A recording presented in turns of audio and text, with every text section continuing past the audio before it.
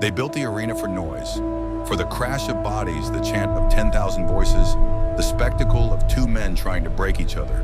But the loudest fighters are rarely the ones you should fear. Fear the quiet one. Fear the man who has nothing left to prove. The challenger arrived the way lightning arrives, announcing itself, certain of its own brilliance. He had beaten the loud. He had silenced the proud. And tonight, he wanted the one name they whispered when they thought no one was listening. "Bring him out," he said. "Let's see if the legend bleeds like the rest of them." And the crowd erupted, and he fed on it, because he was a man who needed the noise to feel alive. While one man drank the chaos, the other stood apart from it. He did not pace. He did not stretch for the cameras. He simply breathed, slow even, endless, the way the ocean breathes against a shore that will never move it. "They want a war," the young cornerman said. "They want a war," the master answered. "I came to have a conversation." And he stepped forward into the light. The challenger leaned in close, the old trick, the breath in the face. "They say you're the best who ever lived," he mocked. "You don't look like much. You look still. Stillness gets you knocked out, old man." And the master met his eyes and did not blink. "Be still," he said, "and the storm passes around you. Be the storm, and you tire before the fight begins."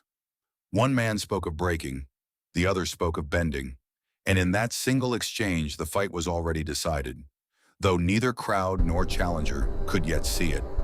The bell rang, a single clean note that hung in the haze. The challenger exploded forward, the famous left hand, a thunderbolt thrown with the full weight of his hips. And the master did not block. He did not retreat.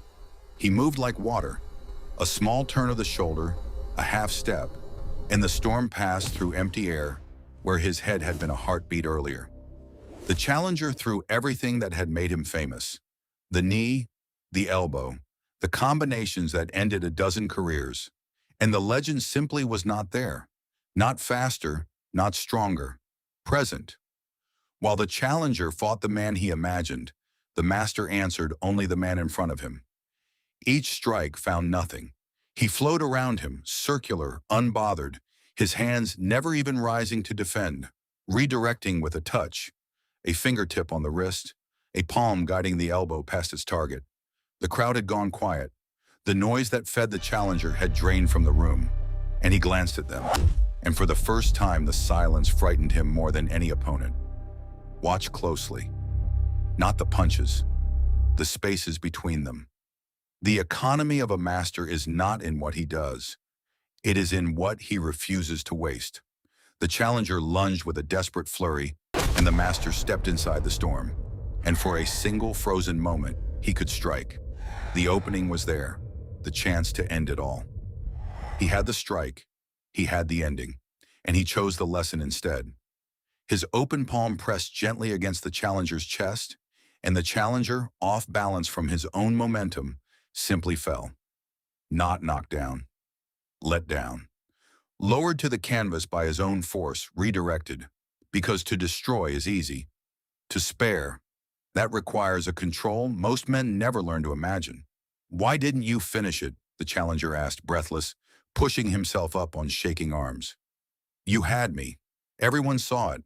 Why?" And the master extended a hand to help him stand.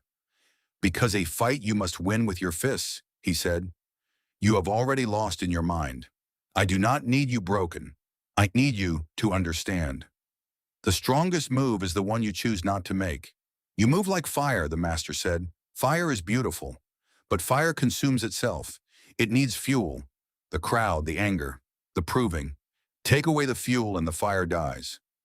"And you?" the challenger asked, and the master smiled, the faintest smile. "Water has no shape, so nothing can break it. It does not need their noise. It does not burn out. Empty your mind. Be formless. Be shapeless. Like water." The greatest victory in that arena was not a knockout. It was a man learning that his strength had always been a cage, and that the door had been open the entire time. The master turned and walked toward the dark mouth of the tunnel, the same way he came, unhurried, unchanged. The spotlight did not follow him. He simply stepped out of it. Behind him, the challenger stood alone at the center, looking at his own hands as if seeing them for the first time. And slowly the crowd began to applaud. Not the violence they came for, but something they could not quite name. The challenger lifted his head. He did not bow to the crowd. He turned toward the tunnel, toward the man already vanishing into shadow, and he bowed. They came to watch a legend bleed. They left having watched him do something far rarer. He had won without wounding. He had conquered without destroying.